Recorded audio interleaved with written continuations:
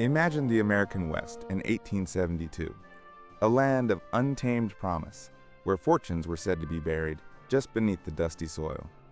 Into this feverish boomtown atmosphere rode two prospectors, whispering of a secret, untouched diamond field.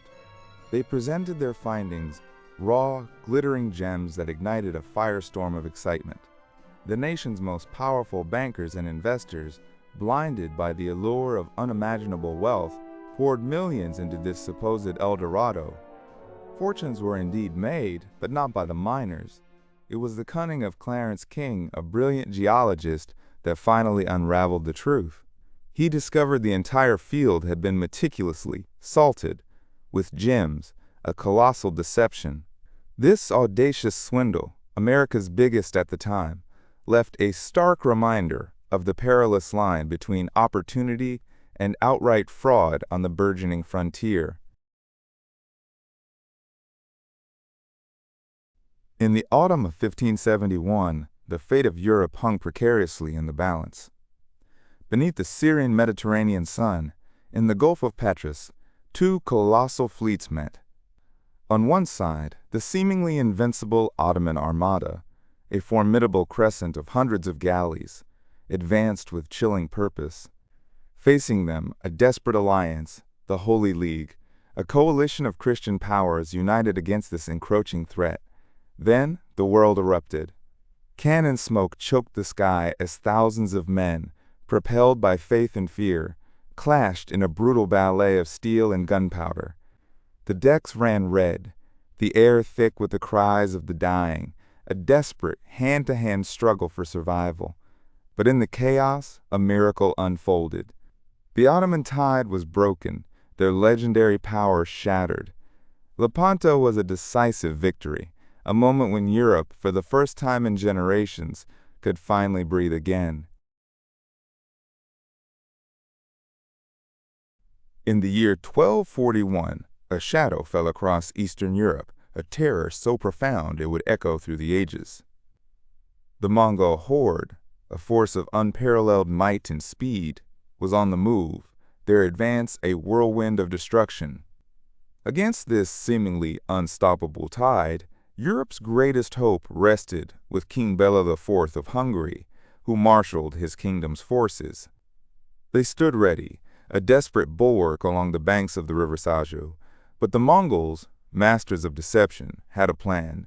Under the cloak of darkness, their warriors executed a daring night attack, swiftly securing a bridgehead.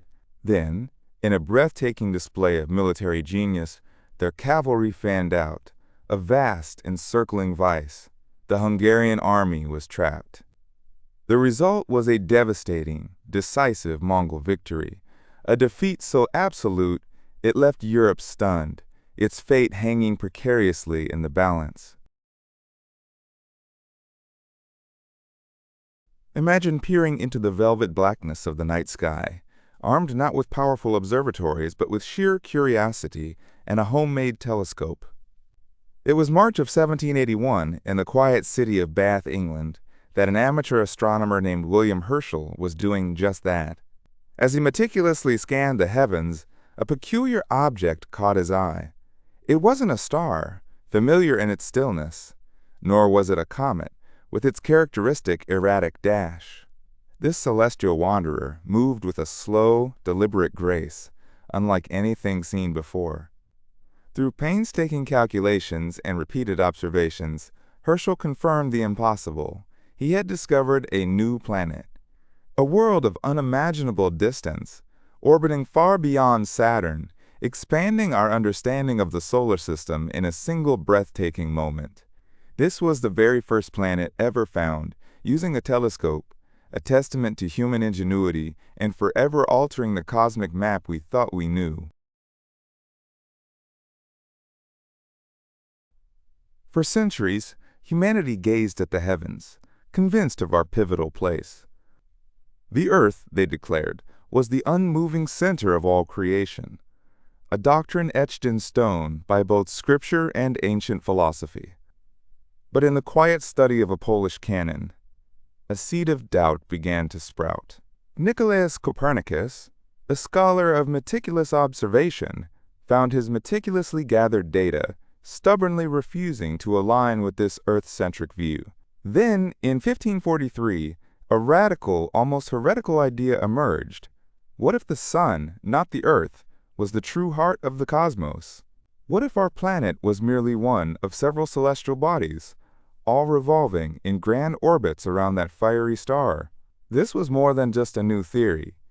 It was a seismic shift, a challenge to millennia of established thought that would forever revolutionize our understanding of the universe.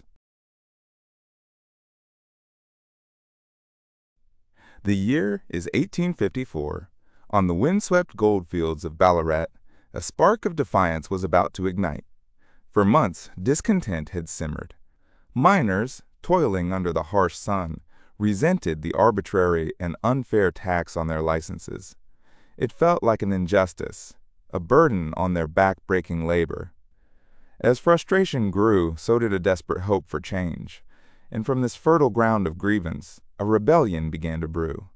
They raised their own banner, the striking Eureka flag, a symbol of their unity and their plea for freedom. They built a fortified stockade, a makeshift fortress against an unresponsive government. But on a brutal dawn, the authorities struck. Government troops descended in a swift, violent raid. Dozens perished in the ensuing chaos. Yet, from the ashes of this desperate struggle, a powerful legacy emerged. The Eureka Stockade became a defining moment, a bloody fight for liberty that helped shape the very foundations of Australian democracy. Summer 1764. A shadow falls across the serene, rural landscape of Gévaudan, France. It begins with a shepherdess, inexplicably spared by a savage, unknown beast. But the attacks don't stop. A young girl falls victim, then another, and another. Terror grips the villages as a creature of unimaginable ferocity, seemingly impervious to ordinary means, stalks the countryside. Over 100 souls would meet a brutal, mutilated end. Royal decree ignites official hunts. Soldiers, traps, and even legendary silver bullets are deployed, yet the beast, or perhaps creatum beasts, remain elusive. Was it one creature, or many? Whispers of a conspiracy begin to surface. The beast of Gévaudan's reign of terror, a chilling enigma of unexplained violence, would forever haunt the annals of French history.